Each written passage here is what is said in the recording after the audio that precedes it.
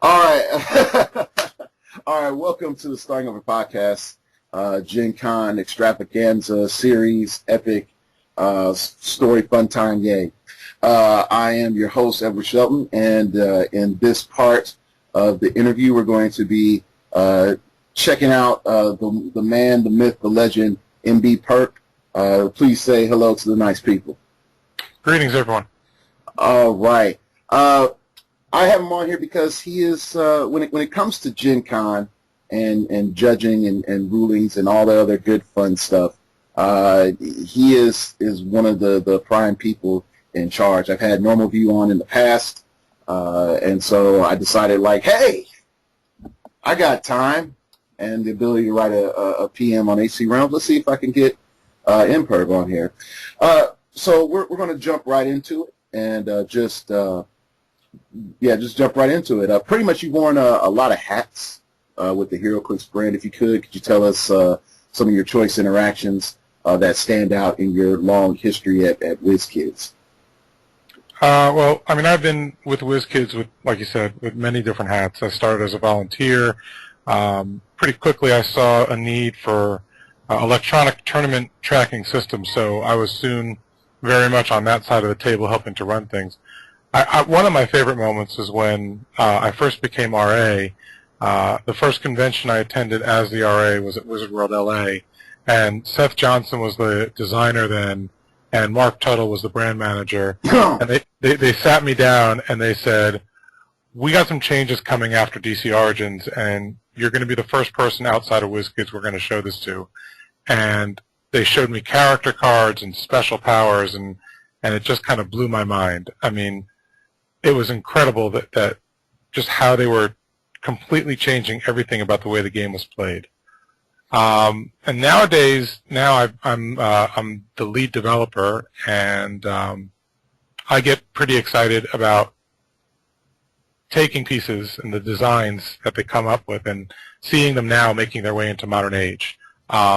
Seeing what's out there, seeing what them getting used at the top tables, and knowing some of the stuff that's in the queue and coming down the pike, the game just becomes more and more interesting.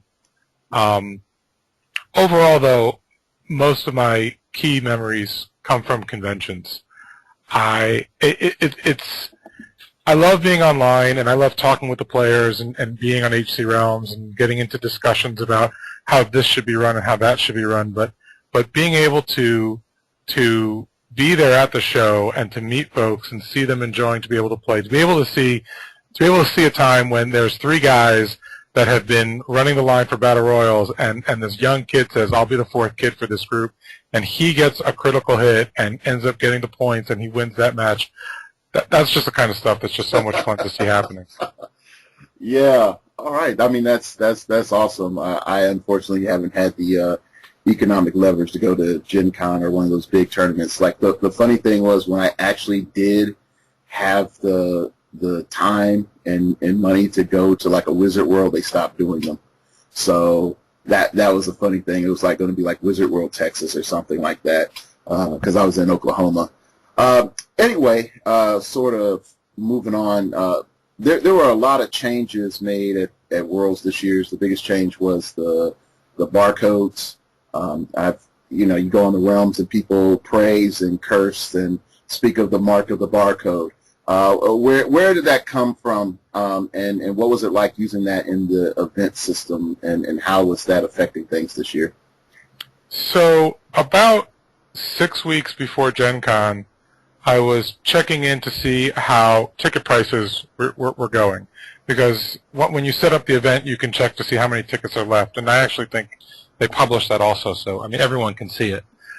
And I noticed that the 128-person tournaments, which I'll be honest, I capped them at 128 just so that I would make sure I got the necessary table space from Gen Con. Both of the two previous years, I had booked Worlds-related space to believable numbers so that Gen Con would be sure to give me the tables I needed that I knew Battle Royals would need to float into. But the 128 was selling out. We had, I think, the Thursday Modern Age one sold out the fastest. And then the Friday Modern Age afternoon one was selling out in short order, which I wasn't expecting at all because the Realms dinner was that night, and they were overlapping each other. So anyway, I suddenly realized that we were looking at making a 100-plus person tournament, and it's not that we've never done that before, but we've never done that without software before. And I did not want people to come there required to have a WES ID and run it through the WES software, and any other software I had that was usable didn't have the latest kind of Swiss pairings and elimination stuff that had already been put in place. So about 6 weeks before the event, I'm like, we need new software. So now I'm picturing that everyone's going to be lining up for multiple 100-plus person events to sign in. And Sean Bronstein and I were talking about it, and I said, well, it won't be that bad. We just need first name, last name, and we just plug it in. And then a couple of bells go off. Justin wants us to capture certain demographic information as long as we're getting it. And Sean says, well, how long do you think it's going to take one person to do it? And even if you said 15 people, 128 people going through the line at 15 seconds a person is over a half an hour just of sign-up. So we start thinking, okay, let's get multiple machines and let's do this. And anyway, one thing led to another. That's how the barcodes got started. Once we were barcoding people, then it just made sense to apply that to the Battle Royal. Because for the Battle Royal, you've got people coming in time and time and time again. And there have been times that I will be standing in front of the line looking for Tony Martin, and that's not the person's name at all. It's just that I couldn't read their handwriting for anything. Oh. But if you get them to type, they usually type their names correctly, and you can read that. Usually. I gotcha. It's not always. Not always. But certainly much better rate than on their handwriting. So once I got started in that, then it became, we're going to barcode everybody. We're gonna run battle royals through this. We're gonna run the world's events through this, and now the only thing left were the side events. So okay, we're gonna do the side events this way also. The big miss from my side of things at Gen Con was that we did not get the Wi-Fi to work properly. Really, worlds and the side events should all have been able to have been run using smartphones, where they could have just plugged the numbers in and gotten their pairings. And in Brian's case, he would have been on a laptop, and he would have sent the message to the printer, and he would have gotten printouts very, very quickly. The Wi-Fi, we didn't have the right equipment for it, and it did not work. But next time we are going to have better Wi-Fi, and this will all go even smoother. Yeah. I sort of look at trying to get stable internet at Gen Con or any convention is the equivalent of trying to give water to the city off of a bubbling little stream. You might try as hard as you can. Eventually, you're going to be thirsty and not have enough. Well, we weren't trying to get internet. We were creating our own internal Wi-Fi. Oh, okay. So it should not have been. I know what you're talking about, and you're right. Getting internet at a convention center is blood from a stone, and we knew that. We were avoiding that. We were setting up our own Wi-Fi, and didn't work out. But everything's that side of things, I don't think anyone outside of the convention group really knew that was the problem we had hit with certain things. I think Worlds, 128 people, plus I think we were actually at like 160 or something like that for the biggest event. It all ran smoothly. It was all done with hand pairings, and it was fine. So there was some convenience that was lost, and there were certainly some hiccups in the beginning getting the lines managed for Thursday morning, but once we got that under control, things were okay. Okay, cool. And the main reason I definitely wanted to bring this up, people, is that this is like a new development. I know there's some people that listen that went to Gen Con, and there's some people in the future that might think about Gen Con, and once I saw the barcode thing come up, I'm like, nah, that's not going away. It's rough this year. Next year is going to get a little bit better. And so I could see how pre-registering with all the barcode goodness could be a thing that you do before you go to Gen Con and whatever else. So this is something that definitely needs to be looked at, talked about, and you need to know about. I I would hope that before Origins before our next big event next year, which I'm guessing is Origin because that's where we always go next. I would hope that we would get a PDF that you could print out of Wes that says, "Here's my barcode," and that way you could just come ready to go with your barcode. There you go. All right. We saw Batmite show up on the second place team for Gen Con this year, and actually on a bunch of other teams. When the more I dig, the more Batmites pop up. With its limited availability, would current year's Gen Con exclusives have limits placed on them in the future, or better yet, because WizKids only goes to like Origin and I think maybe one other tournament before Gen Con, it makes the con exclusives for that year very limited, access for a person to get. So it has thoughts been put into place about con exclusives for the same year being used after the Batmite showing? I don't necessarily see why they would. I know last year, for example, I thought Dr. Fate was really, really good. I was expecting to see more Dr. Fate than we saw. And the year before that, I remember thinking between the Moonstone and the Wonder Woman, releasing the Moonstone at Origins, with her ability to running shot through terrain, I was expecting to see more of that. But again, in both those cases, they were not big players. You can argue they weren't that important, but I know that there are big events that I've seen Dr. Fate in particular play a huge part in making that a winning team. So it's a collectible game. There are always going to be pieces that are harder to get than others. Certainly the newness of a figure makes it harder to get if you don't get yourself to the events where they're available. But I don't see why that would necessarily have an impact on what its playability should be like. Okay. Yeah. Yeah. Okay. And I'll say this. I guess I'm in a minority position on it because when I looked at Batmite, I was like, dude, this is so meta, broke strong. And even beyond the Ghost Rider shenanigans, I was like, you're telling me I can pick this idol, I can pretty much put a lockdown on a certain character, and then summon my idol just to get free attacks? I was like, it doesn't matter who my idol is. I was like, I get free attacks and then I can normal attack. I'm getting a free flurry out of this, and it can be done at range. And so when I saw that, I was like, oh man, this guy is going to be like ridiculous expensive. And then I heard people tell me they were getting it before Gen Con like sub 100, like $60, $70. And I know now after Gen Con that's going to be impossible. But I sort of thought like maybe WizKids would have came back like, no, we know this is really good. We're just going to we're not going to try to break this too much. But okay. The only time we haven't done, like at that same Origins where Moonstone was released, I know that we released like a handful of Wonder Womans as special prizes in certain events, and I don't remember, it was like 4 or 6 of them. In that case, we said that wasn't her street date, but Moonstone, it was the street date, and that's what we typically go with. The street date is the date that we release it, and the tournament rules say that it's available for play a week after that. Okay. All right. Let's sort of move on. Was adding the Golden Age Championships in terms of staffing more or less demanding than you thought it would be this year?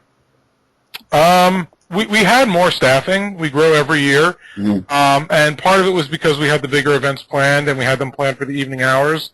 But other than that, like the judge to table ratio, we're about the same. We grew pretty much in relation to the number of tables that we had. And the plan, the original plan for this was that the software was going to do the heavy lifting. Okay. But the software kind of fell flat on that, and whereas on other years I might have been dived down into that hole on Thursday during the first event and made sure it was working for the other events, but Brian sat me down and said, look at what's going on with your line, look what's going on with this, look what's going on with the Battle Royal tables. You don't need to worry this. Me and my guys have got it. And he was right, because whatever complaints I've seen about Worlds And forget about Gen Con. Any complaints I've seen that was Worlds related, I haven't seen very much, if anything, that was complaining that the time between rounds was too long, that the pairings were done incorrectly. I haven't seen anything like that, and that's really the only thing the software is going to correct. So he was right. They had it. It was great. It was fantastic, and we'll have that. We'll have the software fixed for next year. Okay.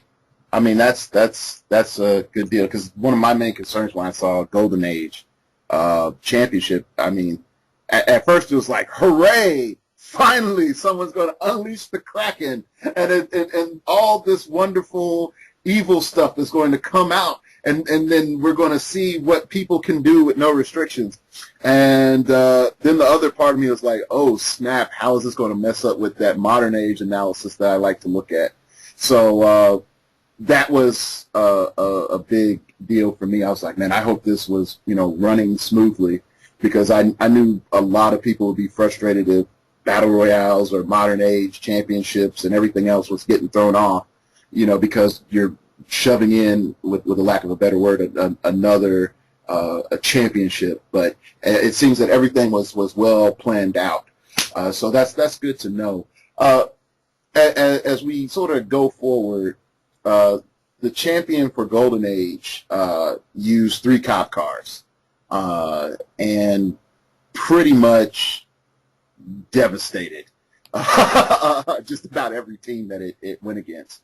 I was able to observe the final round against George, and there was some interesting points at which they were drawing movement and stuff. The car didn't shrink down to one square. It was multiple squares it was sort of drawing its movement from.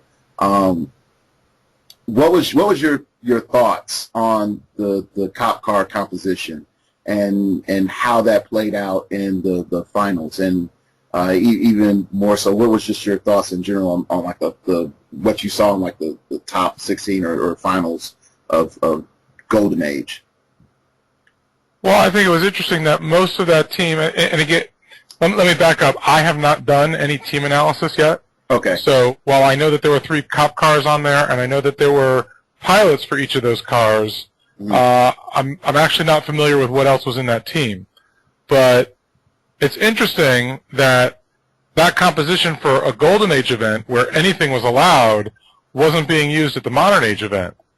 So I'm curious to be able to figure out, well, why is that? Was there something? The pilots were all Golden Age. Well, it's multiple things. It's that the pilots were 20 points. The other thing was the ATA. The ATA is a bit ridiculous when you start combining with cop cars. It removes the need for Gordon because it replaces your value with 4. And if you look at the video, what the guy was doing, he was using the cop car's perplex to perplex up a car to like up their speed value to 6 or 5 or 6, and he was just doing crazy stuff for free action. Like when I saw that, I was like, hold up, wait, you can do that? And I'm like, I guess you can, because he didn't get called for cheating. So I thought that. That's actually not. Remember that at Worlds it's passive judging. So okay. Even if it was a misplay, the judges are directed not to say anything, because the player would need to ask the judge for guidance, would turn to the judge and say, is that legal? And they would give a ruling.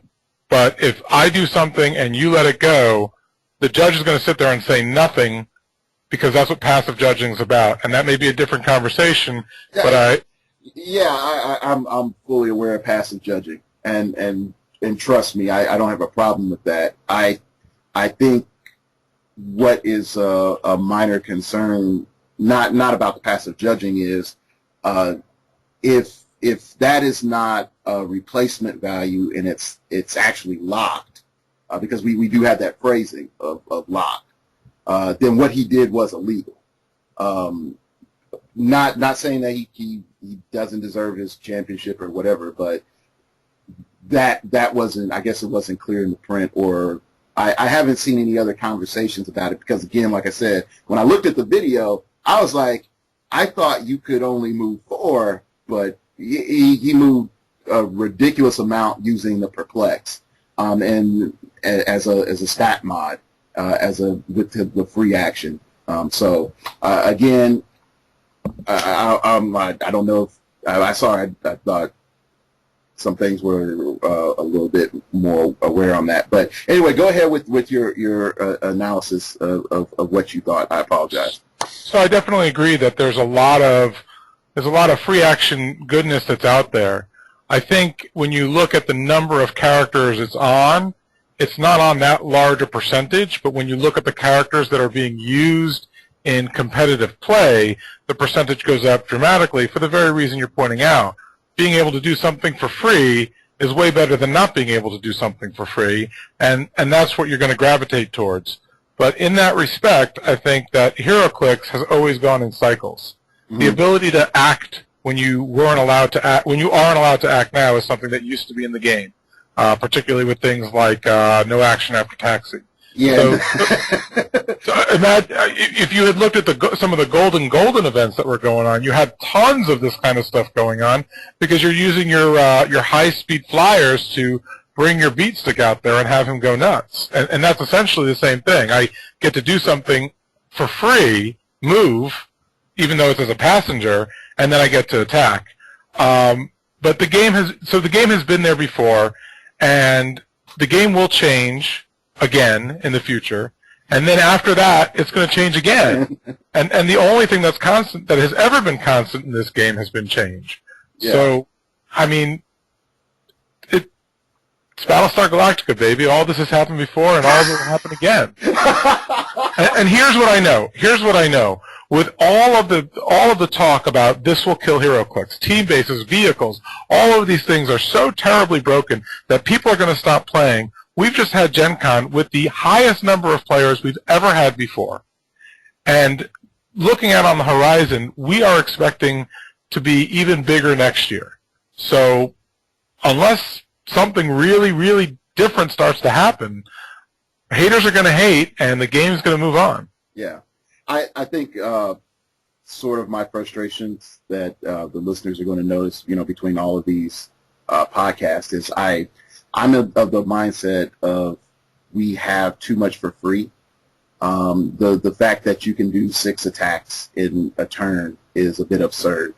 I do feel that the ATAs were a patch to deal with Justice League. And it created another monster because unfortunately the meta before the ATA patch, we were seeing another extreme absurdity, which is I lock down your guys and they can't happen. They can't do anything. Oh, I get a Watu and Unspoken or Leech combos or whatever it was. And now I handcuff you and GG, just sit there and take it while I hit you. And sorry, go ahead. I was going to say, I know I can't prove this to the satisfaction of the public. I can tell you for a fact, Heroes for Hire was designed, tested, and put into the process that would lead to it being what it is today prior to Titans. It was what it was before Team Bases existed. Okay. All right, then. Then I retract my statements. I mean, that's if that's what you say, I'm going to take you as an authority on that. And so, with that being said, then I have no problem dropping that part of my argument because you have the evidence to prove it. But I still think where other element of concern is the fact that double power actions mean nothing. But in what we saw at Gen Con, and even with, well, let me phrase that. The double power actions meant nothing when we looked at the modern age worlds teams, because either you passed and the other guy double power action, he passed, or you could get Batmite to haul your double power action Ghost Rider up, free attack, and then free attack with Heroes for Hire. I think that element of, hey, I double power action, this is supposed to be a negative, is no longer a negative, which it was supposed to be to balance things out. And I think there was a penalty that was there. It was like, yes, game design, we do this. And it's now sort of gone. because of workarounds. You know, we have our era again of actions after Taxi. It is, as you sort of put it, and so the question is, how do we get to no actions after Taxi, sort of thing. But that's a question for another day. And then this is not red journalism where we ambush everybody. So we're gonna move on. What seems to be when you play the game, what is your standard go-to power? You know, what makes MB Perp the heroclix player that he is? So when I'm building, first of all, you have to understand I play at a venue that they're not playing the meta. Everyone there is basically playing their favorite characters or characters that they've never used before. And for me, my personal play style is sealed. I love sealed. So when I open up 2 boosters and I got 10 figures and I'm like, okay, what am I going to make out of this? That's just what I love to do, because I have all the pieces. So when I'm told just build 300 points, I'm suddenly overwhelmed with thousands of choices. Worse when it's Golden Age, because then I got old favorites in there. But if you're asking me, like, what's my go-to power, as of 2 months ago, my answer would have almost always been TK. Because I can get around prop control by building theme. I can deal with perplex by having combat values where I want them to be. But if you want position, if you want to be able to put your team where it needs to be, with no breakaway rolls, with no dice, just get them where they need to be, TK is your answer for that. But now that Wolverine is on the street, my go-to is sidestep. I love sidestep because it gives you every option you could possibly imagine. I can move and then activate an action that lets me move and shoot. I can make my attack and I can take a step out of your range and be out of your line of fire. It just gives you all in one character the ability to do what I want to do. You think about the pawn moving down the chessboard, and that sidestep. I could just every turn. I don't need to be there yet. I just want to get a little bit closer. 2 steps. There we go. All right. I've used sidestep recently, and I was like, wow, this is pretty cool. I think one of my only problems with sidestep so far was when I had the chance to play it, I ended up having Spiral, and I'll talk about Spiral later in a non-interview setting. But I said to myself, I have my Hellmouth open with Spiral's Gateways, and I was like, I can sidestep through this portal and run away from my opponent. But I didn't do that. But that was the first thing when I actually paid attention. I'm like, I have sidestep. I can run away now. And I thought, like, no, I'm going to go charge my person with my Deathbird. But I do enjoy the new special powers. I think when we all heard that Push to Regen interview, and those guys are awesome over there. I always big them up. I sort of had that giddiness inside. Like it's like, oh my gosh, they have fixed the majority of the stuff that I've been complaining about with heroclix for years, and they've made things better, and they have new powers, and there's an enhancement power for melee attacks finally, you know. So I in the back of my head, like some people go back to those casts like before Teen Titans, right when that the new pack was revealed. It was like the best of times for heroclix, the best of times. So I can understand your feelings on sidestep. So that's a really good power to highlight. What seems to be your hope to pull from Wolverine the X-Men? You do end up saying you get everything, but what's the one figure you're like, I need to get that, and I'm going to be playing with that? What's your main? I hate to say modus operandi, but that's the only thing that could come into my head right now. I'm going to need 10 copies of Multiple Man so that I can play a point team. That's pretty much it. That's my go-to. We have some trades. I love when we did it with Mysterio. It was just jaw-dropping. I just loved the idea, and we were able to do it again. It was like, where can we do this again? Where can we do this again? And Multiple Man was on the next set list. I'm like, boom, there it is. Multiple Man's getting that. I love nobody. One of the things about heroclix is there are very few secrets. Like, how I'm going to play this force, that's in my head. You don't see where I'm going with that. Mm-hmm. But more or less, the powers and everything is right there in front of everybody. The character cards are right there in front of everybody. So you could you can look at a character card and you can look at their starting click and you could deduce, okay, well, look, he's got imperv on his top click, and I see that he's going to get invulnerability, and then there's going to be this special defense power. I could reasonably guess that special defense power is showing up somewhere between click 3 and 5. And again, that's pure conjecture, not looking, but you can kind of see where things are, and better players just know where they are. But with Multiple Man, I've got a secret from you that you do not know, and I could bluff. I could send this guy over here, making it look like he's the prime, while all these others, but I could be lying, and you don't know. I just love that. To me, that's so exciting. So I assume you're a poker player as well, Mr. Imperv. Not anymore. I don't do that. We have to set a model for the kids.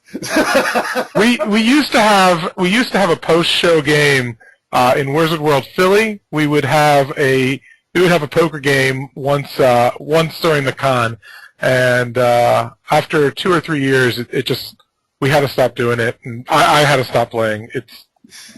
It got a little too ridiculous. The stakes were too high, and too many LEs were lost. It's not bad when it's LEs. It's when it's your mortgage payment that you got to start worrying. Okay. All right. I'm gonna take it on the bright side and saying that you took some people's mortgage payments. So we'll leave it at that.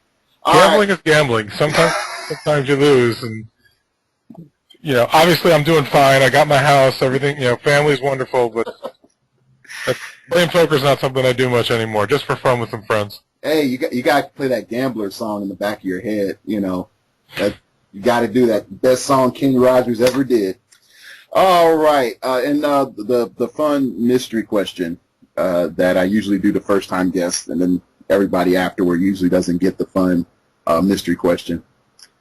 In all of your heroclix time, what are the 2 characters that you played on a team that you said, I never thought I would put those 2 characters together? Oh, so which 2 did I put on a team together and say, I never thought that would have worked? Or just say, even character-wise, like I would have never played these 2 characters together if it wasn't for these circumstances. Oh, that's so many, because before we had keywords, it was all just about get the powers together. So, like, I would put Blink on a team with Hawk, because even back then, Hawk was pretty great. Yeah, Hawk was always great. And in Sealed, you end up with patterns of characters that you would never put together, like putting Sin together with Red She-Hulk, and that's just, in Fear itself, those 2 are a deadly combination. Well, yeah, and that is true. So which one is probably your number 1, or even it comes back to like, man, that was absurd? Oh, I don't know. Oh, you're asking me to remember from 10 years of teams that were absurd. There's so much absurdity in the world. Okay, we'll take that as your final answer. That's okay. This isn't a grand inquisition. All right. I'd like to thank Imberb for coming on the show. He's a great guy, and he stood up to some of my serious barrage of questions for you all. Anyway, do you have anything that you want to shout out, sir? Or any group, events, peoples, whatevers? It's a shout out to everybody who was at Gen Con. I want you to know, I thought everybody who came, I hope they all had a great time. I know certainly this was unarguably the best Gen Con we've ever done. Things were smoother than ever before, and it's my hope that we can continue to provide that every time in the future. If the worst thing we have to say is that we had a bad line for 2 hours on Thursday morning, I think that's a successful Gen Con. Good thing. Okay. All right. So shout out everybody at Gen Con. So we appreciate that. All right. If you want to hit me up, have questions, comments, concerns, email me at startingoverpodcast@gmail.com. If you wish to opine, keep it pithy, keep it interesting, keep it long if you want to, but just keep it interesting. Hit me up on Twitter at StartOverPod. It came from outer space. You always know when the show is up and who my guest is and what my tagline is. Because I'm not that popular on YouTube. But if you do want to show the YouTube love, please hit subscribe somewhere on the magical button because you can't see my hands where I'm pointing. Last but not least, check out the blog, startingoverpodcast.blogspot.com, in which I usually put my rantings up every Monday, Wednesday, and weekend. And I'm trying to be more thorough on that. Trying.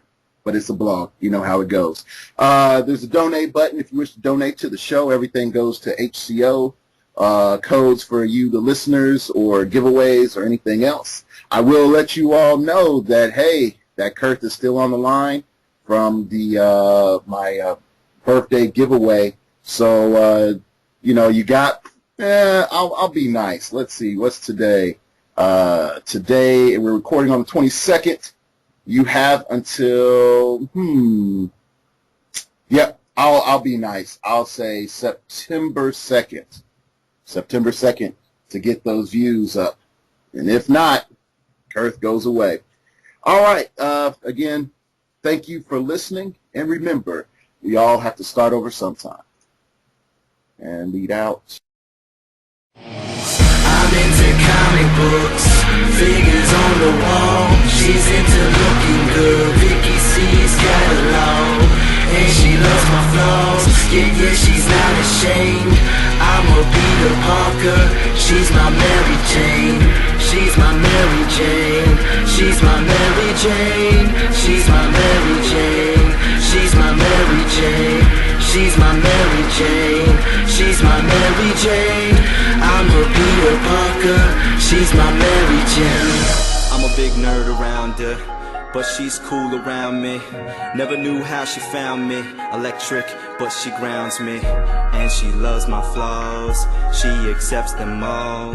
When the darkness comes, I will get the call. I will swing down the city.